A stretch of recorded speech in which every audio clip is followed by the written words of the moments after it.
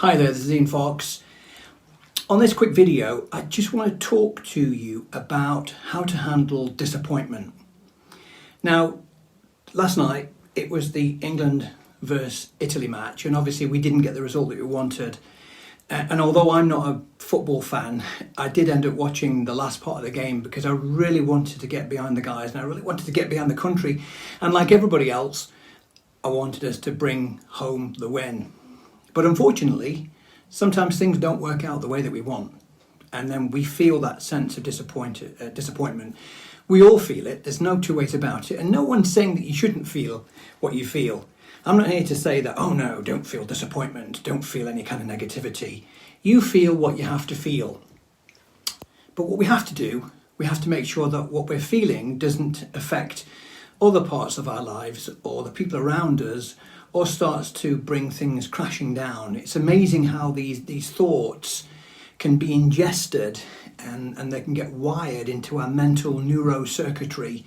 And before you know it, we're negative and we don't even know the reason why. So the point of this video is to ensure that we're taking charge of how we feel and how we think and how we react and how we behave, because it's really, really important. We can never overlook these sorts of things. So I'm going to go through 5 little things with you right now to help you understand and utilize and process disappointment in a way that supports and serves the outcome that you want. The first one is accept it. Now, I know it sounds crazy. You think, yeah, why? I'm not going to accept it. I wanted the guys to win, of course. But if you can't do anything about it, you've got to bring a level of acceptance into it. That means you take out the resistance to the disappointment. Now, of course, you're not going to get the outcome that you're looking for. And I know that you wanted the outcome that you wanted, whether it's football or whether it's something else. It really doesn't matter. The feeling is still the same. You want a different outcome to the one that you've got, so you do feel disappointed. So the first thing you do is bring a level of acceptance into the situation. So you say to yourself, right, I accept what's happened. I accept the way that I'm feeling. I accept the situation.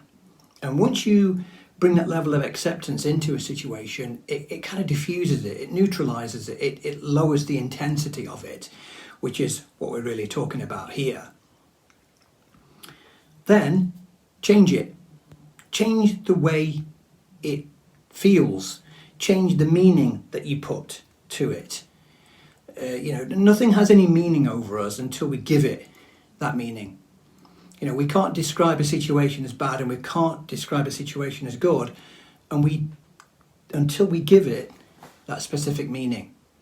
So change what you are associating to the feeling of disappointment that you feel. And it's not easy, and I'm not saying that you can just snap out of it like that. It does take time, it does take training, but it also takes awareness. Once you become more aware, you say to yourself, right, I want to change the way that this situation, this circumstance is making me feel. So change it. Change the way that you internalize and represent it to yourself. Next, ask different questions. Questions are the answer. And the more powerful the question, the more powerful the answer that changes what we're looking for and how we want to feel. So change your questions. All the different types of internal dialogue you've had with yourself about the disappointment that you're feeling, change the questions that are being triggered by those feelings. And only you know the best kind of questions that you can ask yourself. But make sure that they're positively orientated. Don't start stacking.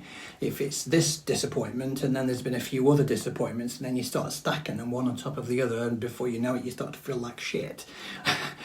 You don't want to do that. You want to ask yourself new, more powerful and empowering questions. Next, find resources. Find positive resources that can help change how you feel, whether that's watching a video, whether it's watching a movie, whether it's watching a comedy, whether it's going online and finding resources to help you feel the way that you want to feel. Find those resources, because those resources are there. It's easy sometimes to sort of wallow and be all consumed with how you feel, and then people start talking to you, or if you're in the wrong groups and different things, people start to give that negative feeling buoyancy. So find the resources, whether it's online or offline, whether it's people or places, whether it's products or whether it's videos, whatever it might be. Those resources to change how you feel are available if you choose to go and find them. And then finally, I've got 6 power questions that I want you to ask yourself at any time that you feel disappointed, whether it's now or in the future. And the 6 power words are these. What can I learn from this? What can I learn from this? What can you learn from it? What can you use? What can you utilize? Because disappointment there's lessons in disappointment, and you have to find those lessons and then learn from them. So what can I learn from this is really good questions or words to use to ask yourself at times that you feel any kind of negative angst or any kind of negative resistance from an outcome that you didn't want to get, where you're hoping a different outcome was coming. So that's it. I hope that's helped. Don't forget, it's not what you learn, it's not what you know, it's what you use and utilize. So again, I hope it's helped. This is Ian Fox signing off. Have a great day. Stay focused, stay positive, and stay powerful.